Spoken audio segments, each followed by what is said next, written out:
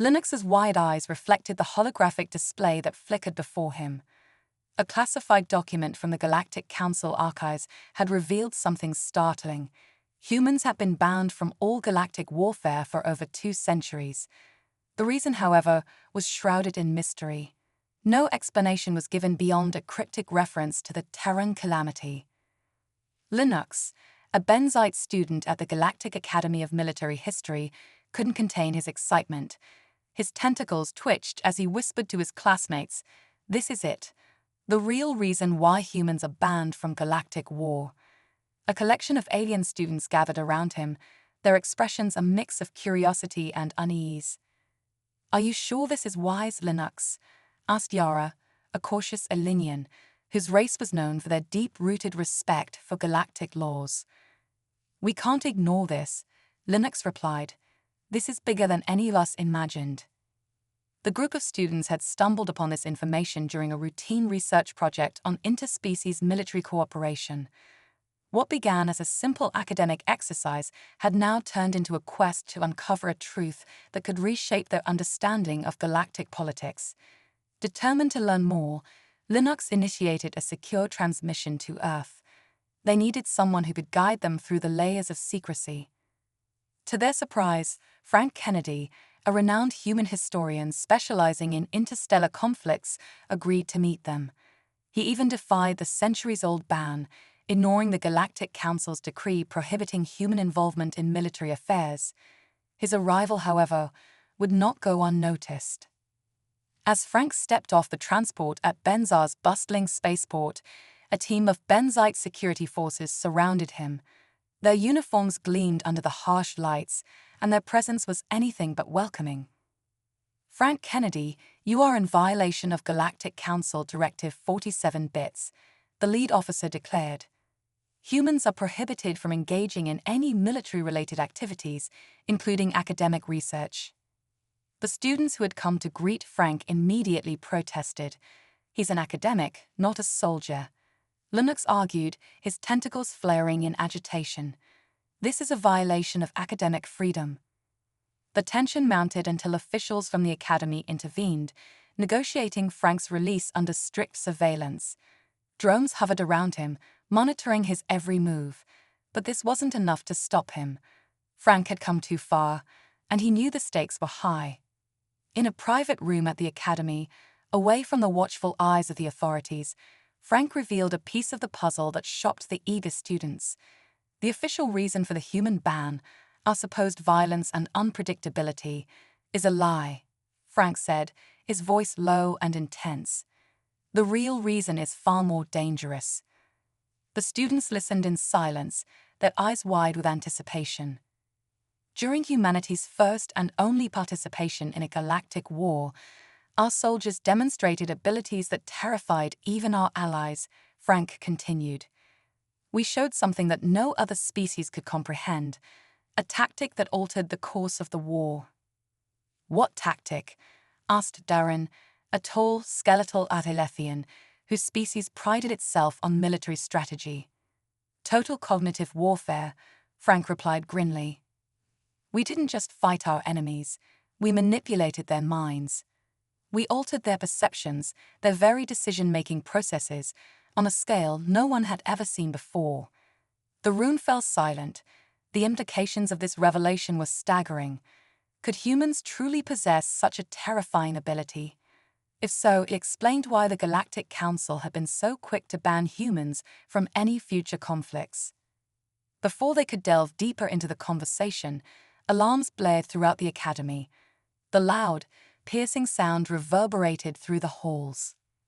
An automated voice boomed over the intercom. "Attention all personnel. An unidentified ship has entered Benzar's orbit. They are demanding the immediate surrender of Frank Kennedy." The group exchanged worried glances. "They've come for you," Yara whispered. "Who?" Linux asked, his tentacles trembling. "The Zorn Collective," Frank said, his voice filled with grim certainty. "They fear what we know." Without wasting another moment, Linux led the group through a maintenance hatch concealed behind a holographic display. The narrow tunnel they entered was dark and cold, a stark contrast to the bright and structured environment above. These tunnels lead under the entire academy, Linux explained as they moved quickly through the winding paths. We'll be safe down here for now. After what felt like hours of navigating the labyrinthine tunnels, they emerged in a hidden archive room filled with data servers and terminals, some ancient, others more advanced. We're in the restricted archives, Linux breathed, his excitement renewed. This is where they keep the most classified information. Frank's eyes immediately locked onto an old, dusty terminal in the corner. Though its design was outdated by centuries, a faint glow indicated it still functioned. Can you access it? Frank asked, gesturing toward the terminal. I'll try, Linux replied, his tentacles deftly interfacing with the machine's controls. After a few tense moments, the screen flickered to life. I'm in, Linux said, his voice barely concealing his excitement. The data revealed even more about the Terran calamity. Frank began to read aloud, his voice growing darker with every word. Human forces deployed a tactic known as total cognitive warfare. It allowed a small human contingent to defeat a vastly superior alien armada by manipulating their perception of reality. Yora's eyes widened in disbelief. That's impossible. Not for humans, Frank replied, his face grim. It's part of our unique neurophysiology. We can project and manipulate psychic energy on a level no other species can. Before they could process this revelation, the ground shook violently. Dust fell from the ceiling as a distant sound and explosion reached their ears. The ship, one of the students gasped. It's landed. Frank's expression hardened. We need to find out who they are and why they want me. Linux quickly accessed the Academy's security feeds.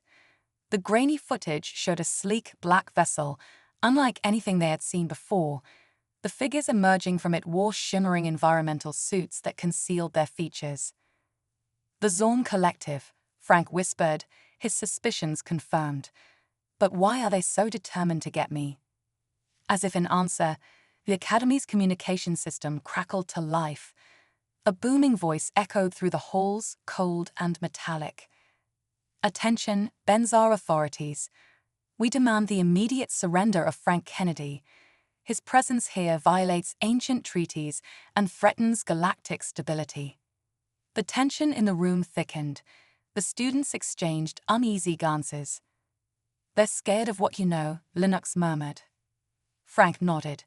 And they'll do whatever it takes to stop us from uncovering the full truth. Their journey had only just begun, but it was clear that they had ignited a flame that would burn across the galaxy. The truth about human abilities, why they were truly banned from galactic warfare, was about to come to light, and the consequences would be felt across every star system. As the transport hovered silently towards Dr. Zenra's hidden facility, Linux felt a tension growing within the group.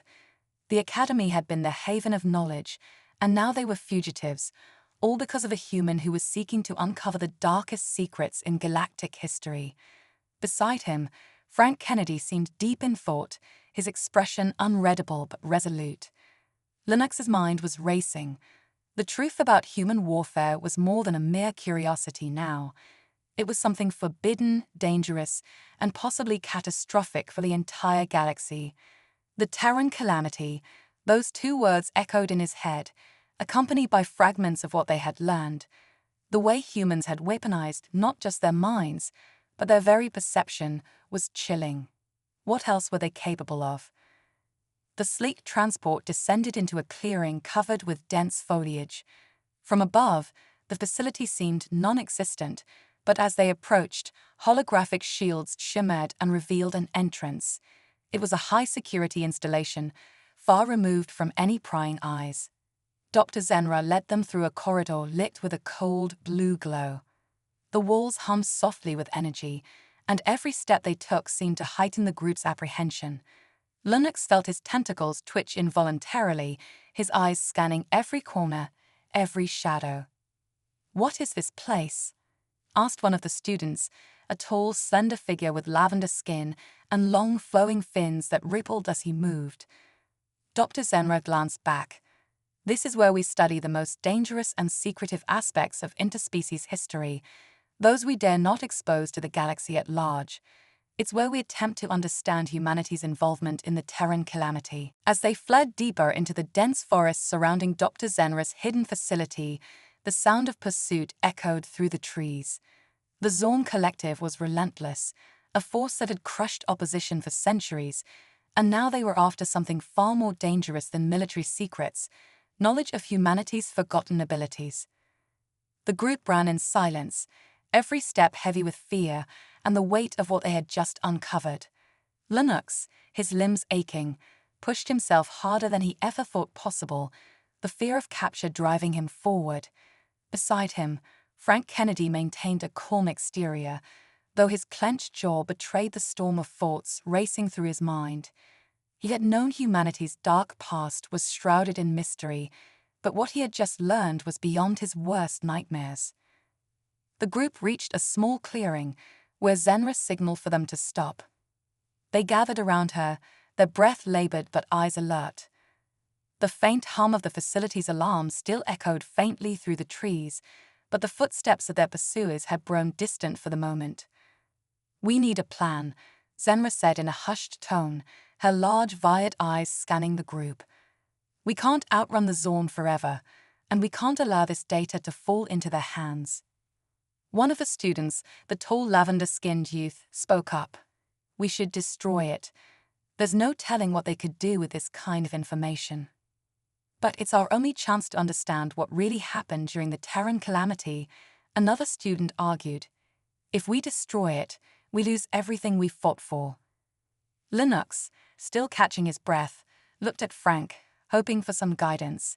Frank's face was hard as stone, his brow furrowed as he considered their options.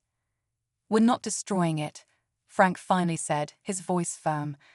"But we also can't risk it falling into the wrong hands. Zenra, do you have any way to secure the data?" Zenra hesitated, glancing down at the small datapad in her hands. "There's a failsafe. I can encrypt the data so deeply that even the most advanced AI systems in the galaxy wouldn't be able to break it. But once I do that, the only way to access it will be through a key that only we will have." Linux's tentacles twitched nervously. "And what happens if the Zorn capture us?" "They'll torture us for that key." Frank met his gaze. "That's why we won't let them capture us." Zenra nodded and began working on the datapad, her fingers flying across the screen as she initiated the encryption process. The group stood tense, every sound in the forest putting them on edge. Time was running out, and they all knew it. As Zenra worked, Linux turned to Frank. "What do you think the Zorn will do if they get their hands on this? Do you really think they'll be able to use it?" Frank's expression darkened. "The Zorn are one of the most technologically advanced species in the galaxy. If they manage to unlock humanity's latent abilities, they could turn that power into a weapon unlike anything we've ever seen. They could control entire star systems without firing a single shot. They'd make the galaxy kneel before them." Linux shuddered at the thought. The Zorn were already a fearsome force, but with the power to manipulate perception and emotions, like humans had during the Terran calamity, they would be unstoppable. A sudden rustling in the trees made everyone freeze. Frank's hand went instinctively to his sidearm, his eyes narrowing as he scanned the darkness. For a few agonizing moments, the group held their breath, waiting for something to emerge from the shadows. But the noise passed and silence fell once again. "Almost there," Zenra whispered, her eyes focused on the screen. Minutes ticked by like hours as they waited, the tension thick enough to cut with a knife. Finally, Zenra looked up, her expression both relieved and anxious. "It's done. The data is encrypted. No one will be able to access it without the key." Frank nodded. "Good. Now we just need to get out of here and figure out our next move." Before anyone could respond, the ground suddenly trembled beneath their feet. A deep, resonating hum filled the air, and the sky above them lit up with a bright, unnatural glow. Linux's eyes widened as he saw the source of the light, a massive Zorn dropship descending through the atmosphere, its engines roaring like a beast of war. "They found us." One of the students shouted, panic rising in their voice. Frank's eyes darted around, searching for an escape. We need to move now. The group sprinted back into the forest, the sound of the Zorn dropship growing louder behind them. The trees provided some cover, but it wouldn't be enough to keep them hidden for long. Frank led the way, guiding them through the thick underbrush with an urgency that bordered on desperation. As they ran, Zenra struggled to keep pace, clutching the datapad tightly against her chest. Linux could see the fear in her eyes, the realization that they were running out of options. The Zorn would stop at nothing to capture them. Suddenly, Frank stopped dead in his tracks, causing the group to nearly collide with him. Ahead of them, a shimmering wall of energy stretched between the trees, blocking their path. A force field, Zenra gasped.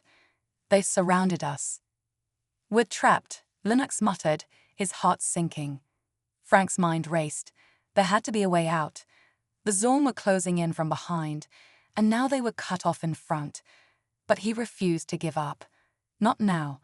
Not after everything they had learned. Over here, Frank shouted, pointing to a narrow gap in the force field near the base of a large tree. It was a small opening, barely big enough for a person to crawl through, but it was their only chance. One by one, the group scrambled through the gap, the force field crackling ominously as they passed. Frank was the last to go through, making sure everyone else was safe before following. On the other side, they found themselves in a steep ravine, the walls of which were covered in thick vines. The dropship's engines rolled above them, but the dense canopy provided some cover, at least for now. We need to climb, Frank said, his voice steady despite the chaos around them. The group wasted no time. They began scaling the ravine walls, using the vines and rocks for support. Linux's limbs burned with exhaustion, but he pushed himself forward, the fear of capture driving him. As they climbed, Zenra's grip slipped, and for a terrifying moment, she dangled precariously over the edge of the ravine. Frank reached out and grabbed her arm, pulling her back to safety. "Hang on," Frank shouted, his voice filled with determination. "We're almost there." The top of the ravine was in sight.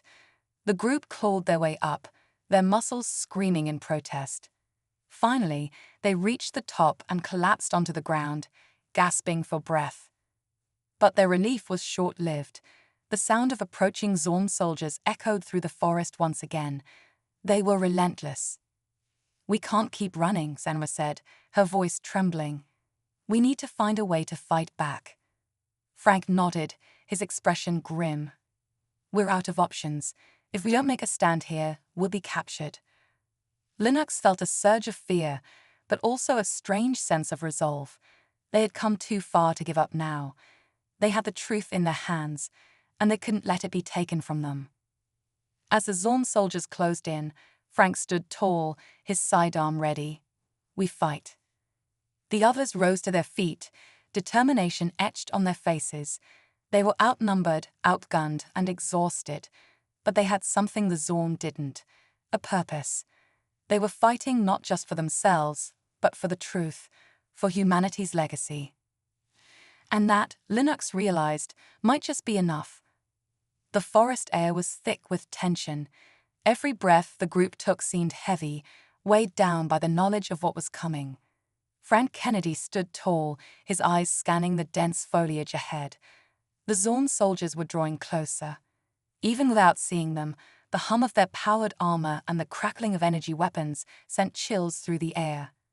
Linux, his limbs aching from the frantic climb out of the ravine, turned to Frank. "What's the plan? We can't outrun them anymore." Frank's face was set, determined. "We're not running, we fight." A murmur of fear passed through the group. The students looked at one another, doubt creeping into their faces. They were academics, thinkers, not warriors. Yet here they were, on the brink of a battle they had never imagined. "Fight." One of the students, a young woman with dark green scales running along her arms, asked in a shaky voice. "With what? We don't stand a chance." Zenra, still clutching the datapad to her chest, stepped forward. It's not about standing a chance. It's about stopping them from getting this, she said, raising the pad slightly for emphasis. We've come too far. We can't let the Zorn unlock the key to our past. If they do, it's over. For everyone. The group fell silent. The gravity of the situation settled over them like a suffocating blanket. They weren't just fighting for their lives, they were fighting for the galaxy's future. Frank nodded, his expression grim but resolute. Zen was right. If the Zorn access what's on that pad, they'll wield a power they're not meant to have. Humanity's ancient abilities, they were dangerous for a reason. We can't let them have it. The rumble of the Zorn dropship grew louder, vibrating through the ground beneath their feet. Lennox could hear the mechanical march of the soldiers as they advanced. His heart pounded in his chest, but there was no room for hesitation now. Positions, Frank ordered, his voice commanding but calm. He pointed to a large fallen tree near the edge of the ravine. We'll use the terrain to our advantage. Get behind cover and don't fire until they're in range. The group scrambled into position. Some hid behind thick trees, others crouched in the tall grass or under the massive trunk of the fallen tree. Lennox found a spot next to Frank, his pulse racing as he gripped the unfamiliar weight of a plasma rifle in his hands. He had never been in a real firefight before. He was a scientist, not a soldier. But today, none of that mattered. Frank caught his eye and gave a reassuring nod. Stick close to me. Aim for the weak spots in their armor, the neck joints, the small gap under their shoulder plates. Lennox swallowed hard, nodding back. Got it. The hum of the dropship reached a deafening roar, and with a thundering boom, it touched down in the clearing just beyond the trees. The heavy metallic clank of Zorn soldiers hitting the ground sent shivers up Lennox's spine. These weren't ordinary soldiers. The Zorn were elite warriors, genetically enhanced and equipped with the most advanced weapons and armor the galaxy had ever seen. Frank raised a hand, signaling the group to hold their fire. The Zorn soldiers fanned out, moving with calculated precision as they swept the area. They were searching, hunting. The tension was unbearable, each second stretching into eternity. Finally, one of the Zorn soldiers turned, his crimson visor flashing as it locked onto their position. There, he barked in a guttural voice, raising his weapon. Now, Frank shouted. In an instant, the forest erupted into chaos. Plasma bolts cut through the air, sizzling with deadly precision. Frank fired first, his aim steady as he picked off one of the soldiers with a well-placed shot to the neck joint. The soldier crumpled to the ground, but more were already moving in. Lennox squeezed the trigger of his rifle, the recoil jarring his arms as a bright bolt of plasma shot from the barrel. His shot missed wide, burning a hole in a nearby tree instead. He cursed under his breath and adjusted his aim, trying to steady his shaking hands. The Zorn soldiers returned fire, their energy weapons blasting apart tree trunks and sending sparks flying in all directions. The air was thick with smoke and the acrid smell of burnt wood. One of the students was hit, a bolt striking her leg as she cried out in pain and fell to the ground.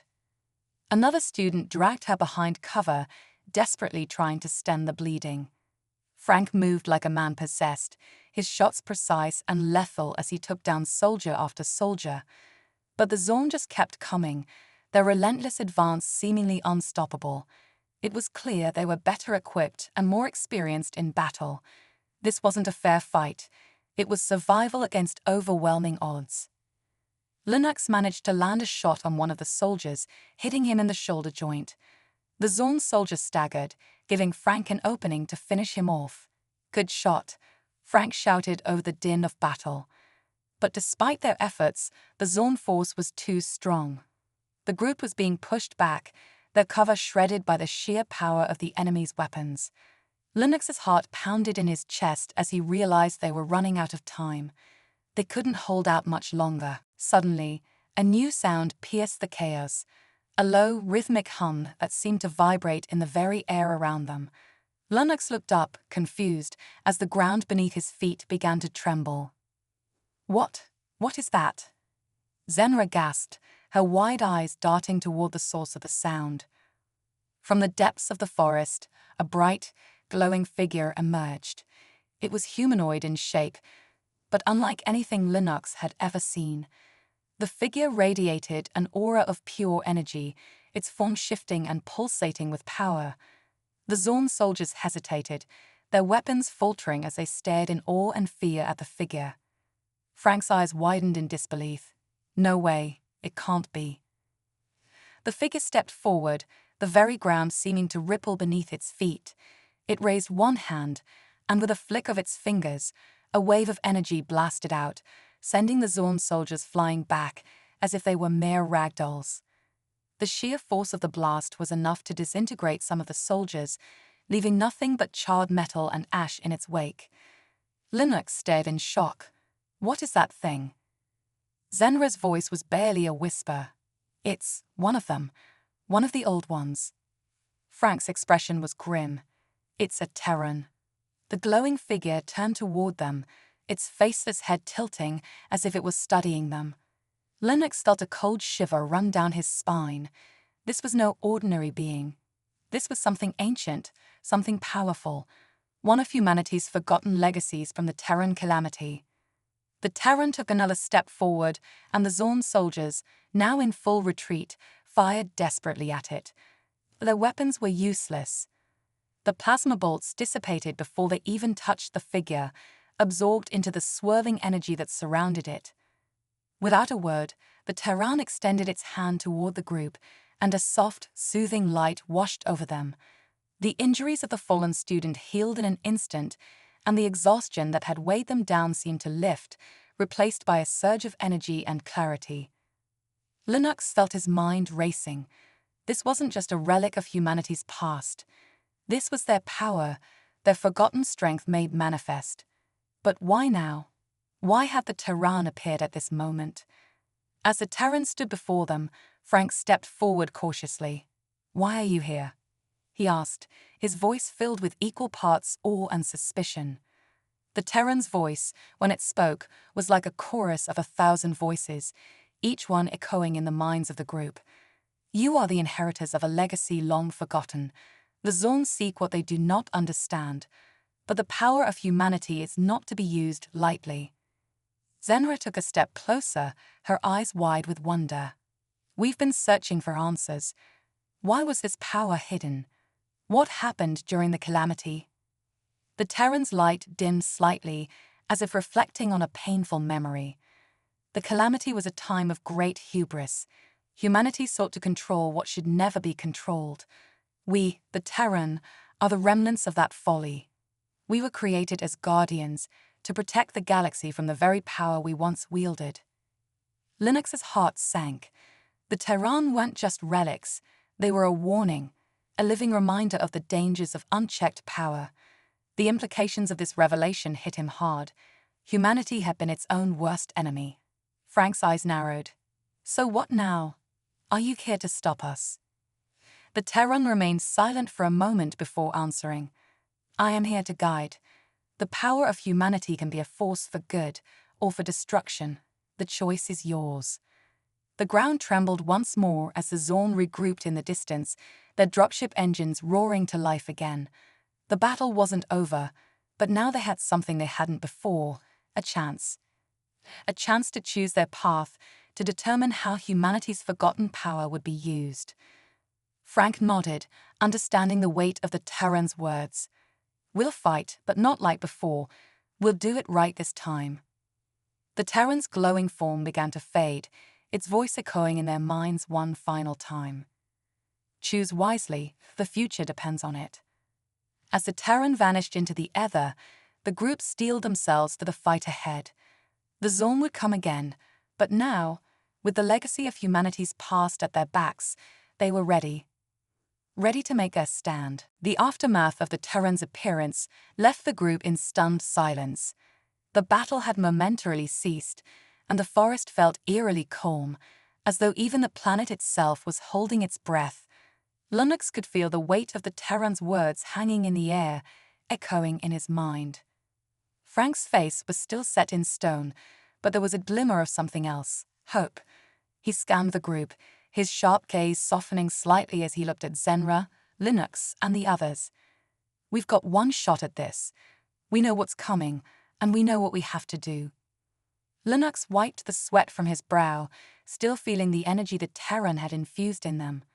The Zorn soldiers weren't just after the data on the pad, they were after something far bigger, something far more dangerous than any of them had realized. The ancient power that humanity had hidden away wasn't just a weapon, it was the key to reshaping the balance of power in the galaxy. Zenra stepped forward, her eyes bright with determination. We can't let the Zorn get their hands on this. If they do, there's no telling what they'll unleash. We've seen what they're capable of. With this power, they could control everything. Frank nodded, his voice quiet but firm. Agreed, but we're going to need a new plan. The Zorn will come back, and they'll come in full force this time. We can't just hide and hope to survive, we need to fight back. Linux swallowed hard, his pulse quickening. But how? Even with the Terran's help, we're still just a small group of researchers with a couple of plasma rifles. They've got an army. Frank's lips curled into a grim smile. We don't need an army, we have something better. He pointed to the datapad in Zenra's hands. That contains the location of an old Terran outpost, a weapons cache from the Calamity era. If we can reach it before the Zorn do, we might just stand a chance. The group exchanged uncertain glances, the enormity of what Frank was suggesting sinking in. Accessing that kind of technology could turn the tide, but it could also bring destruction beyond anything they could control. Wait, Linux said, his voice shaky. Are you suggesting we use those weapons? The same ones that caused the calamity? Zenra's face was tense with worry. We don't even know if they're still operational. And even if they are, do we have the right to use them? The Terran said that humanity's downfall came because they tried to wield too much power. What if we repeat the same mistake? Frank's expression hardened. We don't have a choice. The Zorn won't stop until they have this power. If we don't stop them, they'll use it to conquer the galaxy. Better it's in our hands than theirs. The hum of distant engines broke through the forest's eerie calm, reminding everyone that time was running out. The Zorn weren't retreating. They were regrouping, preparing to strike harder and faster than before. They had only minutes to act. Zenra glanced at the datapad, her brow furrowed. The outpost is about 3 clicks to the west, buried under a mountain range. If the Zorn are already scanning the area, they'll be on us before we reach it. Frank paced, his mind racing through strategies. We'll have to split up. A small group can make a break for the outpost while the others hold the Zorn off here. If we're lucky, we can buy enough time to get those weapons online. Linux felt a pit forming in his stomach. The thought of staying behind to fight the Zorn with nothing more than a few rifles felt like suicide, but leaving the others to fend for themselves seemed even worse. Zenra met his eyes, her voice steady. I'll go for the outpost. I know the tech. We have the best chance if I'm there. Frank hesitated but then nodded. All right, you, me, and one more. The rest will stay and delay the Zorn. His gaze shifted to Linux. You're staying. We'll need you here to keep them busy. Linux's heart sank, but he managed a nod. He had never been the kind of person who rushed headlong into danger, but there was no turning back now. Not after everything they'd seen, not after the Terran's warning. I'll do what I can, he said, trying to sound braver than he felt. Frank clapped him on the shoulder. That's all I need. Frank clapped him on the shoulder. That's all I need. The group hastily divided, with Zenra, Frank, and a tall, muscular student named Joran preparing for the trek to the outpost. Linux and the others dug in, setting up defensive positions behind the tree line, knowing full well that the Zorn would soon return. As Zenra and the others disappeared into the dense foliage, Linux took a deep breath, gripping his plasma rifle tightly. He glanced around at the remaining students, researchers, academics, and technicians, all of them frightened but resolved. They weren't soldiers, but they would have to hold the line. "They're coming," one of the students whispered, their voice trembling. Linux heard it too, the unmistakable sound of Zorn dropships cutting through the sky, drawing closer by the second. He swallowed hard and braced himself. There was no time for fear. The Zorn would be relentless, but they would have to be even more so. The first wave came swiftly, Zorn soldiers advancing with terrifying precision. Their energy weapons lit up the forest, scorching trees and cutting through the thick underbrush. Linux ducked behind a boulder, firing off a few shots, but his aim was off, the plasma bolts veering wide.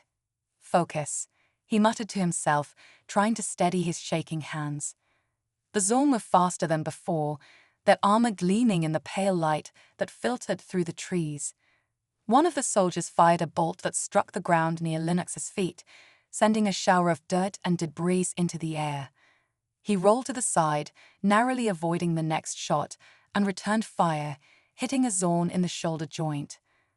The soldier staggered but didn't fall. Linux cursed under his breath. Even their weak spots weren't enough. These were the elite. The battle raged on, and Linux could feel the exhaustion creeping in. The Zorn kept coming, wave after wave, their numbers seemingly endless. Some of the students had already fallen, their bodies lying motionless in the dirt. The Zorn advanced over their fallen comrades, their expressions cold and merciless behind their visors. Just as Linux thought they couldn't hold any longer, a massive explosion rocked the battlefield. He turned, eyes wide, as a plume of smoke rose from the west, the direction of the outpost. A second explosion followed, this one even closer. The ground shook, and for a moment, everything seemed to stop. The Zorn hesitated, looking toward the source of the blast with confusion. Then, from the smoke and debris, came a sound that sent chills through Linux's entire body, a low, rumbling roar, like the groan of a massive machine coming to life after centuries of slumber. "It worked," he whispered, barely believing the words. A shadow moved through the smoke, massive and hulking. As it emerged, Linux's breath caught in his throat. It was a war machine, one of humanity's ancient Terran weapons. A dreadnought, towering above the trees, its armored hull glowing with the same ethereal energy that had surrounded the Terran. The Zorn soldiers faltered, unsure of what they were seeing, but there was no time for hesitation. The dreadnought's massive cannons swiveled toward the Zorn dropships, and with a deafening roar, it unleashed a barrage of energy blasts that tore through the sky. The dropships exploded in fiery plumes, debris raining down on the battlefield.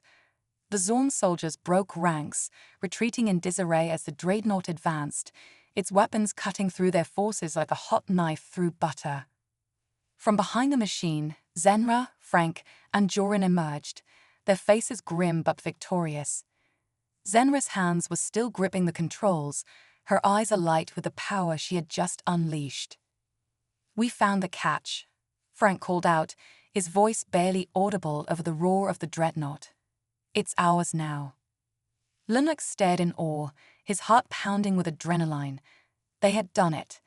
They had tapped into humanity's forgotten legacy, and now the Zorn were paying the price.